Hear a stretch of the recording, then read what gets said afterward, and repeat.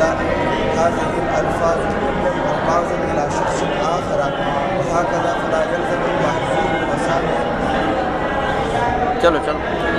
وثانيا بأن البيان بالمجازات أوفر وثالثا بالحقيقة على طريق الوزع وثالثا بالحقيقة على طريق الوزع العامل الخاص فإنه يشمل أمورا لا تحصى مشتركة في ذاتي أو أرض أرضي فإن شيئا من الأمور المتخالفة لا يخلو من الاشتراك في الأرض الواحد وهو الكافي موضع العام والموضوع هو الكافي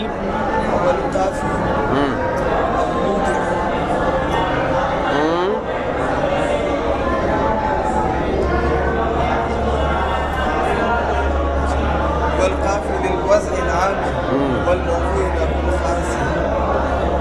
یہ پھر دیتا ہوں خوب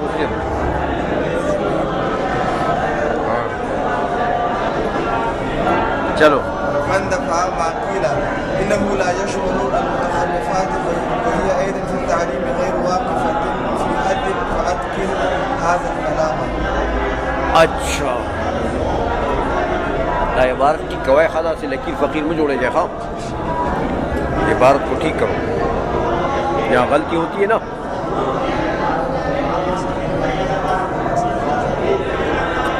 اچھا اب انہوں نے جو ملا حسن نے جواب دیا تھا نا یاد ہے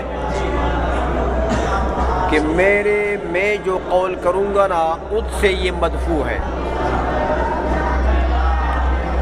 تو ملا حسن نے یہ کہا کہ بھائی ہو سکتا ہے کہ الفاظ جو ہیں وہ اتنے کثیر ہوں متناہی ہوں لیکن اتنے کثیر ہوں کہ نطاق بیان میں تنگی نہیں آتی اس سے. یاد ہے لا يضيق عنه نطاق البيان والتعليم والتعلم فإنه لم يثبت بيان امور غیر متناہیۃ تفصیلا کیونکہ معانی غیر متناہیہ کا بیان تو تفصیلا ابھی تک ثابت نہیں ہے کہ کسی نے اس کائنات میں آدم علیہ السلام سے لے کے آج تک معانی غیر متناہیہ کو تفصیلا بیان کیا ہو. یہ ثابت ہے نہیں ہے. بحیث لا يتکرر لا فی النشأۃ الدنیا ولا فی النشأۃ الآخرہ اور تفصیلا ایسا بیان کیا ہو کسی نے امور غیر متناہیہ کو معانی غیر متناہیہ کو کہ نہ تو دنیا میں وہ لفظ مکرر ہوا پھر جو ایک نے استعمال کیا اور نہ وہ آخرت میں استعمال مکرر ہوگا. ایسی کوئی چیز ثابت ہے؟ اب یہ کہ بھئی دنیا میں بھی تکرار نہ آئے لفظ کا آخرت میں بھی تکرار نہ آئے تفصیلی بیان یہ ہے. کہتے ہیں بھئی آخرت میں نہ آئے اما الثانی فظاہر علی طریقتہم فلاسفہ کے نزدیک تو یہ بات صاف ہے کیونکہ فلاسفہ کہتے ہیں کہ آخرت میں تو تکلم کا سوال ہی پیدا نہیں. وہ کہتے ہیں جیسے یہ روح ہو یہ نفس ناطقہ جدا ہو جائے نا بدن سے تو بس تکلم کا سلسلہ ختم. سمجھائیے تو جب تکلم کا سلسلہ ہی ختم ہو گیا ان کے نزدیک تو پھر لفظ مقرر ہو جائے گا. لہذا آخرت میں تو تکرار نہ ہونا یہ تو ان کے نزدیک فلاسفہ کے نزدیک ظاہر ہے. باقی رہا دنیا میں وَأَمَّا الْأَوَّلُ كَتَفَ الْانْقِطَاعِ نَشْأَةِ كُلِّ وَاحِدٍ مِّنَ الْمُبَيِّنِينَ کیونکہ جتنے بیان کرنے والے لوگ ہیں ہر ایک کا وجود جو ہے وہ منقطع ہونے والا ہے. كُلُّ مَنْ عَلَيْهَا فَانٍ سمجھئے. اچھا تو جب مبینین ختم ہو جائیں گے فإنهم لا يبينون تفصیلا الا معلومات متناہیۃ بألفاظ كذلك تو جب ان پر انقطاع آنے والا ہے تو جس پر بھی انقطاع آ گیا اس کے الفاظ کو گنو وہ کتنے ہوں گے متناہی ابتدا بھی ہے انتہا بھی ہے. اس کے معانی کو گنو کتنے ہوں گے. تو کیا کسی نے بھی کسی سے بھی یہ ثابت ہو سکے گا کہ کسی نے معانی غیر متناہیہ کو بیان کیا ہو تفصیلاً؟ نہیں، کیونکہ ہر ایک مبین کا انقطاع ہونے والا، تو جس کا انقطاع ہو گیا اس کا پیچھے ماضی دیکھو کہ اس نے کتنے معنی بیان کیے، تو کتنے ہوں گے؟ متناہی، ابتدا بھی ہے اور انتہا بھی ہے، تو محصور بین الحاصرین ہے نا، تو جو محصور بین الحاصرین وہ کیا ہوتا ہے؟ متناہی۔ عائشہ میں اس لیے کہتے ہیں کہ میاں یہ تو ہوا اما الاول فلانقطاع نشأة كل واحد من المبینین فإنهم لا يبینون تفصیلا الا معلومات متناہیۃ بألفاظ كذلك۔ ہاں، معانی بھی متناہی ہوں گے، الفاظ بھی متناہی ہوں گے۔ اچھا، باقی یہ ہے ایک احتمال البتہ کہتے ہیں وہ یہ کہ آپ یہ کہیں کہ ممکن ہے یار کسی مبین نے معانی غیر متناہیہ کو بیان کیا ہو لیکن اجمالاً، یہ احتمال ہے۔ وہ کہتے ہیں یار اجمال کی بات کرتے ہو، اجمال تو ایسا ایک لفظ بھی اجمال غیر متناہی معنی کے لیے کافی ہے، ایک لفظ۔ اگر اجمال کی بات کرتے ہو تو اجمال اگر مانتے ہو تو پھر تو معانی غیر متناہیہ کے لیے کہ بیان کے لیے اجمالاً ایک لفظ بھی کافی ہے، دوسرے لفظ کی بھی ضرورت نہیں ہے، چاہے کہ غیر متناہی الفاظ کی ضرورت پڑ جائے، وہ تو ایک لفظ بھی کافی ہے۔ سمجھ میں آ گئی ہے؟ اس لیے کہتے ہیں وَأَمَّا تَعْلِيمُ أُمُورٍ غَيْرِ مُتَنَاهِيَةٍ إِجْمَالًا فَلَا يُفْضِي إِلَىٰ تَعَدُّدِ الْأَلْفَاظِ۔ اگر اجمالی تعلیم ہے معانی غیر متناہیہ کا تو وہ تو افضا نہیں کرتا تعدد الفاظ کی طرف، بھی ایک لفظ بھی کافی ہے معانی غیر متناہیہ کے لیے کہ اس کا اتنا بڑا پیٹ ہو۔ ہاں، مثلا دیکھو یہ ضربن جو ہے، یہ ایک ضربن ہے نا، لیکن اس ضربن کا کتنا بڑا پیٹ ہے، اس سے کتنے یہ صرفی لوگ لکھ رہے ہیں، یہ بھی اس سے مشتق ہے اور یہ بھی ماضی بھی مشتق ہے اور اس کے اتنے صیغے ہیں، مجہول بھی ہے اور معروف بھی ہے، اور مضارع بھی مشتق ہے اس کے اتنے صیغے، معروف بھی ہے اور مجہول بھی ہے۔ سمجھ آئیے؟ تو یہ تو ضرب ان کے پیٹ میں اتنی بلا پڑی ہوئی ہے، سمجھ میں آ گئی ہے کہ وہ نکالتے نکالتے نہ صرفی لوگ تھک گئے، آخر نہیں نکال سکے باقی۔ تو وہ تو ایک لفظ کے اندر غیر متناہی معنی آ سکتے ہیں، اجمال کی بات کرتے ہو اگر، سمجھ میں آئیے؟ تو پھر تو غیر متناہی الفاظ کی ضرورت ہی نہیں ہے، سمجھ آ گئی ہے؟ فضلاً الی عدم تناہیہا۔ اچھا، پھر دوسری صورت کہتے ہیں کہ یہ بھی ہے کہ فَإِذَا بَيَّنَ وَاحِدٌ مِّنْهُمْ تِلْكَ الْمَعَانِيَ بِتِلْكَ الْأَلْفَاظِ۔ فرض کرو ایک مبین نے کچھ معانی بیان کر دیے کچھ الفاظ کے ساتھ، دوسرے مبین نے بھی کچھ بیان کر دیے، ایک زمانے کے لوگوں نے کچھ معانی کو کچھ الفاظ کے ساتھ بیان کر دیے، تو دیکھو یہی الفاظ ان کے بیٹوں تک منتقل نہیں ہوتے؟ بچوں کو کیا سکھاتے ہیں ماں باپ؟ سمجھائیے؟ تو وہ بیٹھے پھر اپنے بیٹوں کو، وہ پھر اپنے بیٹوں کو،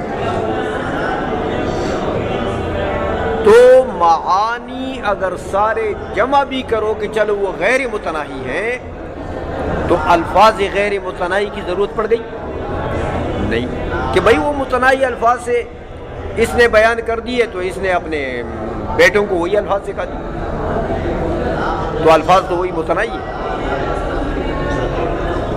نسلاً بعد نسل منتقل ہو رہے ہیں۔ آدم علیہ السلام کو ساری زبانیں یاد تھی، ہاں، تو وہ سب زبانیں پھر آدم علیہ السلام کے بیٹوں میں منقسم نہ ہوئی، ہاں، کسی نے کچھ الفاظ ایک زبان کے سیکھ لیے کسی نے، کچھ دوسرے کے کسی نے، پھر ان کی نسل میں وہی الفاظ اس زبان کے منتقل ہو کے چلے آ رہے ہیں، اور تا قیامت پشتو والے پشتو کے الفاظ منتقل کریں گے، اور انگلش والے انگلش کے، اور اردو والے اردو کے، اور پنجابی والے پنجابی کے، ہر زبان کے الفاظ منتقل ہوتے ہیں نا. تو غیر متناہی الفاظ کی ضرورت ہے؟ کوئی ضرورت نہیں.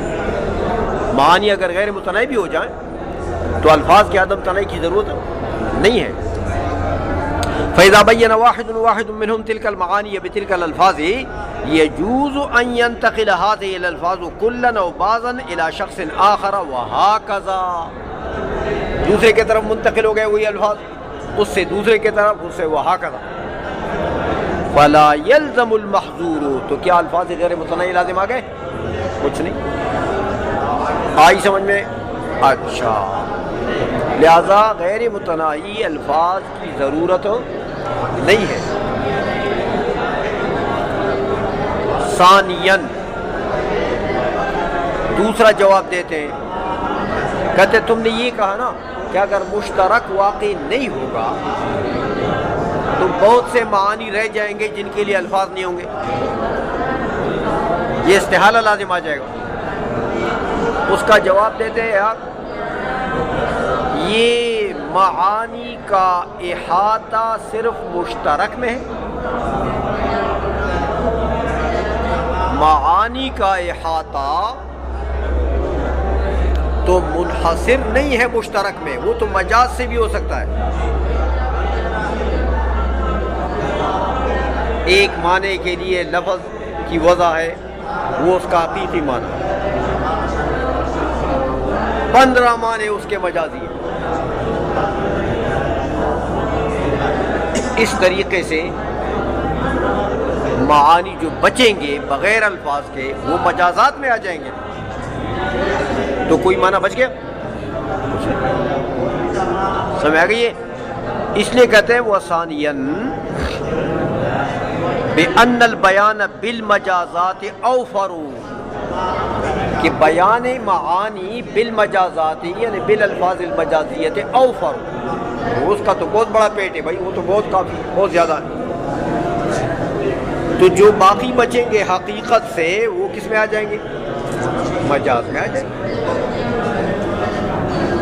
تیسرا جواب دیتے ہیں، کہتے ہیں بھائی اگر تم کہتے ہو کہ مشترک اگر واقع نہیں ہے تو واقع نہیں مانتے ہو تو لازم آ جائے گا کہ بہت سے معانی الفاظ کے بغیر. کہتے ہیں کچھ لازم نہیں آتا. دیکھو ہمارے پاس ایک طریقہ ہے، اس کو کہتے ہیں وضع عام موضوع له خاص. وضع عام، ہاں اس کا پیٹ تو پھر اتنا وسیع ہے. سمجھ آئیے کہ وضع عام ہو موضوع له خاص ہو. ہم کہتے ہیں جتنے معانی آپ کہتے ہیں کہ بغیر الفاظ کے بچ گئے، ہم کہتے ہیں بغیر الفاظ کے نہیں بچے، ان کے لیے بھی الفاظ کی وضع ہے، لیکن کس طریقے سے؟ وضع عام موضوع له خاص.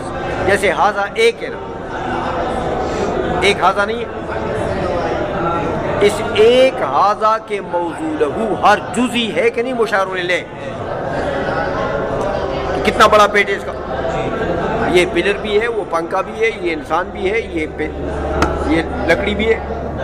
ہاذا تو وضع عام موضوع له خاص کا ہمارے پاس ایک ایسا گر ہے کہ اس سے کوئی معنی نہیں بچے گا باہر. سمجھ آئیے؟ لیکن تو ثالثاً بالحقیقت ہم کہتے ہیں کہ بھائی ہر معنی اس کا حقیقی معنی ہے،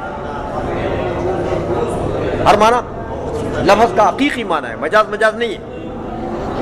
تم کہو وہ کیسے؟ الفاظ تو کم ہے. ہم کہتے ہیں الفاظ کم ہیں لیکن وضع عام موضوع له خاص ہے نا. جیسے زید ہاذا کا حقیقی معنی ہے، عامر ہاذا کا حقیقی معنی. اس طرح ہم کہتے ہیں وہ سارے معانی وہ ایک لفظ ہوگا اور وہ تمام اس کے حقائق ہوں علی طریق الوضع العام للموضوع الخاص فإنه يشمل امورا لا تحصى. کیونکہ وہ تو بے شمار امور معانی کو شامل ہو جائے گی. سمجھ آئیے؟ مشترکتاً فی ذاتین و عرضین، جو امور مشترک ہوں ذاتی میں یا عرضی میں. جیسے دیکھو مشار الیہ ہونے میں، مشار الیہ ہونے میں زید، عمر، بکر، خالد، ولید، پلر، لکڑی، ہر محسوس مشار الیہ کا فرد ہے نا، مشار الیہ.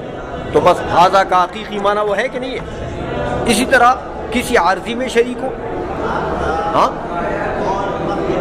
ہزار چیزیں ایسی ہیں کہ وہ ایک عارضی میں شریک ہو جائے تو بس وہی وضع عام موضوع و خاص، وہ مفہوم عام ہو گیا نا، وہ جو عارضی ہے اس کا یا وہ ذاتی ہے اس کا، وہ وضع عام ہو جائے گا تو موضوع و خاص ہو جائے گا. سمجھ آ گئی ہے؟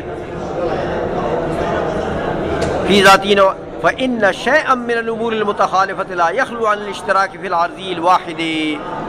کیونکہ اگر امور متخالفہ بھی ہے، دیکھو بعض معانی ایسے ہوں گے کہ ان میں تضاد ہوگا، ان میں، لیکن دیکھو اگر تضاد ہے تو فرض کرو تضاد ان میں ذاتی ہے، لیکن اشتراک ان کا عرضی میں ہے. کیا یہ ممکن نہیں ہے؟ سمجھئیے؟ جیسے دیکھو زید کی ماہیت حیوان ناطق، بقر کی ماہیت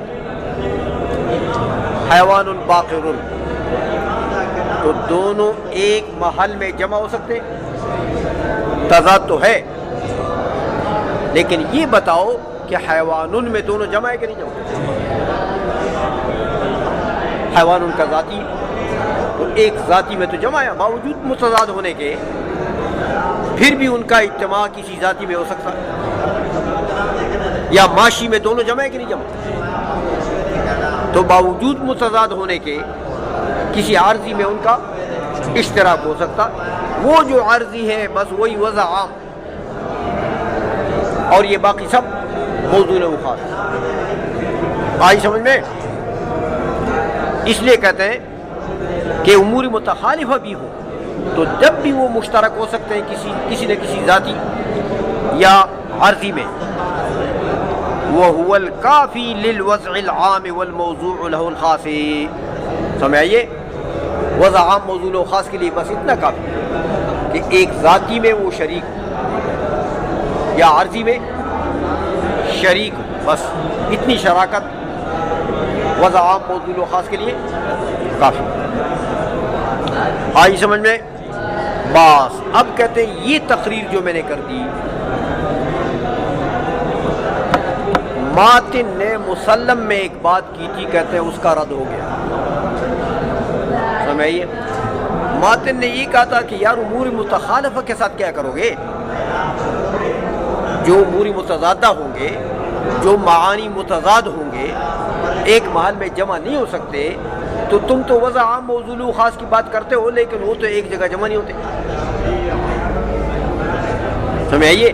تو جب ایک چیز میں جمع نہیں ہوتے تو وہاں وضع عام موضوع و خاص تو نہیں بن سکے گا. یہ اعتراض وہاں پر ماتن نے کیا تھا. تو کہتے ہیں میں نے جواب دے دیا